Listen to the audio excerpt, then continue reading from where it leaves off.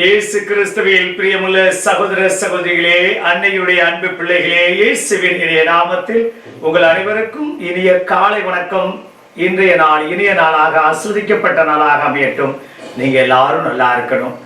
பிரியமான சகோதர சொல்லி, இன்று வியாழக்கிழமை, இன்றைய அருமையான இனிமையான நாளில் மீண்டும் இன்றைய நாளுடைய நற்செய்தியாளர் லூக்கா இறுதி காலகட்டத்தையும் உலக அழிவையும், நாம் இந்த உலக அழிவை எவ்வாறாக சந்திக்க வேண்டும், எப்படி முன்மதியோடு இருக்க வேண்டும், என்ன நிகழும் என்பதை பற்றி நமக்கு நினைவூட்டுகிறார். பிரியமான சகோதர சுலே, இன்றைய நாளுடைய வாசகத்தை படிக்கின்ற போது நமக்கு பயமும் நடுக்கம்தான் வரும்.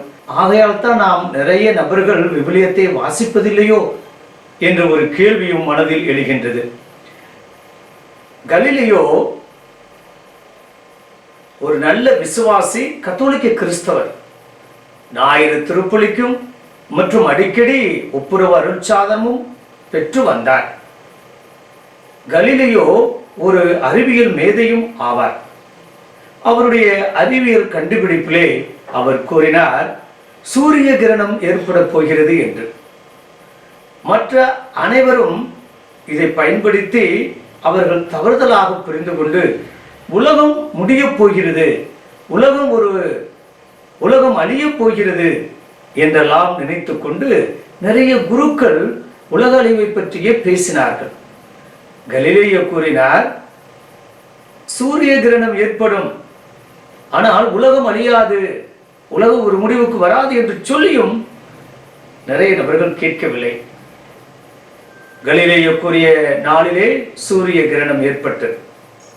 உலகமே இருண்டது. ஆனால் 20 நிமிடத்துக்கு பிறகு சூரியன் மீண்டும் தென்பட்டது. மக்கள் உணர்ந்தார்கள், அப்ப கலிலேயா கூறியது பொய், விசுவாசத்தோடு விளையாடுகிறார், கத்தோலிக்க கிறிஸ்தவர்களோடு விளையாடுகிறார் என்று சொல்லி கலிலேயாவை சிறையில் அடைத்தார்கள் என்றால் அது மிகையாக. பிரியமான சகோதர சகோதரிகளே, இன்றைய நாளுடைய நற்செய்தியிலும் ஆண்டவர் அப்படித்தான் கூறுகிறார். எருசலேமை பற்றியும், எருசலேம் நகரத்தை பற்றியும், எப்படியெல்லாம் வெளிநாட்டு படையினர் படையெடுத்து வரப்போகிறார்கள், என்னென்ன நடக்கப் போகின்றது என்பதையெல்லாம் ஆண்டவர் முன்னெச்சரிக்கையாக கூறுவதாக எழுதப்பட்டிருக்கின்றது. பிரியமான சகோதர சகோதரர்களே, எப்படி இருப்பினும் நாம் ஆண்டவருடைய வருகைக்காக காத்திருக்க வேண்டும். ஆண்டவருடைய வருகைக்காக நாம் மனம் மாறியவர்களாக இருக்க வேண்டும். ஆண்டவருடைய அந்த வருகைக்காக நாம் ஒப்புரவு பெற்றிருக்க வேண்டும்.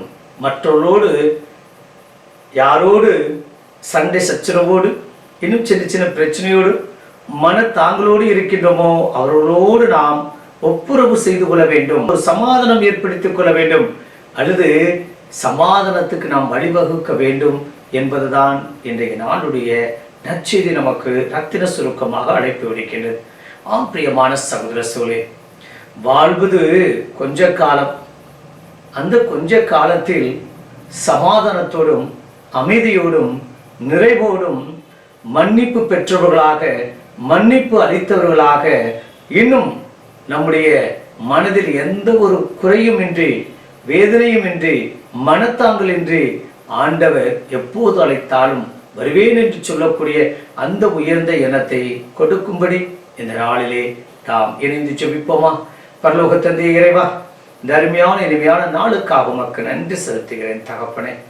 அப்பா, அன்று நீர் எருசலேம் நகரத்தை பற்றி நீர் கூறினீர். ஒருவேளை இன்று நடக்கக்கூடிய சண்டை சச்சரவுகள் கூட அப்படித்தானா என்ற ஒரு கேள்வி கூட மனதில் வருகின்றது. தகப்பனே, எப்படி இருப்பினும் அமைதி நிலவ வேண்டும். நாங்கள் எங்கு இருக்கின்றோமோ அங்கு அமைதியையும் அன்பையும் நிலைநாட்டக்கூடிய மக்களாய் என்று வாழ கிருபை தரும்படியாக, எங்கள் ஒவ்வொருவரையும் கரம் பிடித்து நீ வழிநடத்தும்படியாக, சிறப்பான விதத்தில் ஏதோ எங்களுடைய இறுதி கால கட்டம் எப்போது வேணாலும் வரட்டும், ஆனால் அதற்கு நாங்கள் முன் தயாரிப்போடு, நாங்கள் மற்றவர்களோடு இணக்கமாக இணைந்து ஒற்றுமையோடு பயணிக்கக்கூடிய அந்த சமத்துவ சகோதரத்துவ அந்த சமுதாயத்தை படைக்கக்கூடிய மக்களாய் என்று வாழ கிருபை தரும்படி எங்கள் ஆண்டவராய் இயேசு கிறிஸ்துவின் நாமத்தில் ஜெபிக்கிறோம் நல்ல பிதாவே, ஆமென்.